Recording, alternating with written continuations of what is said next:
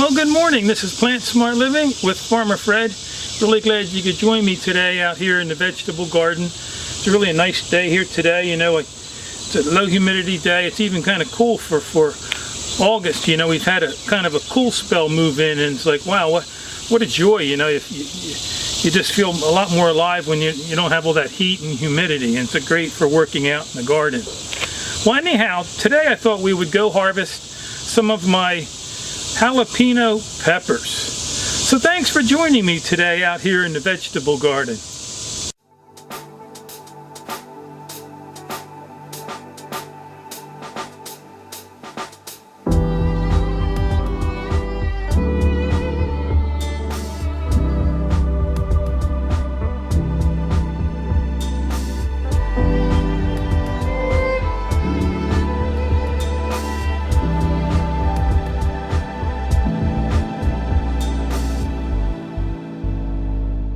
I make a trip over to Ray's Nursery, you know, a very affordable place to buy your transplants or seedlings. And you know, I direct a lot of my plants, I direct sow out in the garden, a lot of my plants, but I do start a few by seed down in the basement. But a lot of my plants I do buy from Ray's because they're just so inexpensive, and it just makes it a lot easier on my schedule. But you know, earlier in the spring I bought some jalapeno pepper plants. You can buy a market pack of 6 for like $1.60, but I end up only buying 2 per year because, you know, one or two plants really provide you with a lot of nice jalapeno peppers, and we store them in a Ziploc bag. We just put them right in the bag and store them in our freezer, so we use them in our certain dishes, in our chili or in our beans that I use my Instapot for.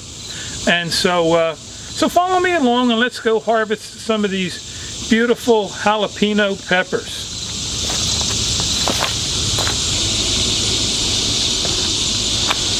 So I have these jalapeno peppers planted here in my 18-foot by 30-foot raised garden bed. And in this raised bed here, I have my broccoli growing underneath the row cover. Then I have some Amish paste tomatoes, I have some plum crimson tomatoes, and some mountain spring tomatoes. I also have my King Arthur green bell peppers growing there, and then I have some basil in the front here. But right here on the left corner here, I have my 2 of my jalapeno pepper plants. And they've just been really growing and thriving here. You want to make sure that your pepper plants get a good 6 to 8 hours of sunlight. You know, the more the better when it comes to peppers and tomatoes and your zucchini and melons. They just love a lot of sunlight. And I also plant these in my 6 mil black polyethylene plastic. You know, that helps suppress the weeds and holds in the soil moisture, and it keeps their feet warm, especially in the early spring. And you know, the black plastic just makes weeding a thing of the past. So I really love using that in the garden. Then I also have an irrigation system that I use to water my plants, and I have that on a mechanical timer at the end over there.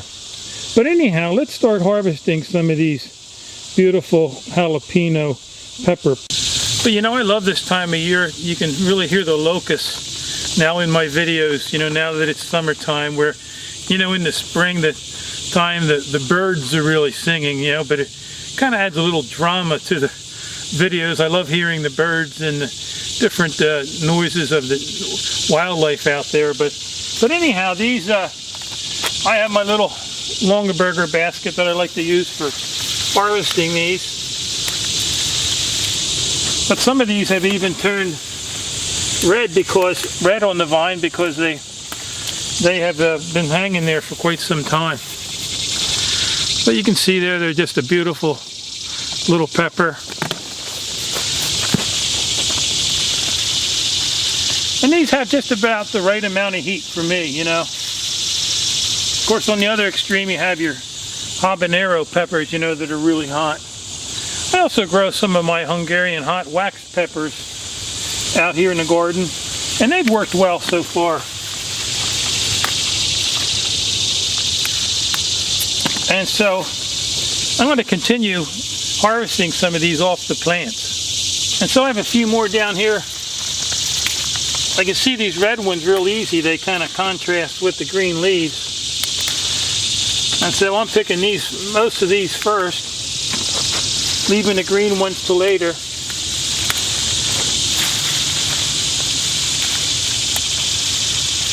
But these plants have really thrived here under the plastic. I also amend this topsoil with some of my composted leaf mulch that's amended with topsoil. Or amended, yeah, it's amended with topsoil.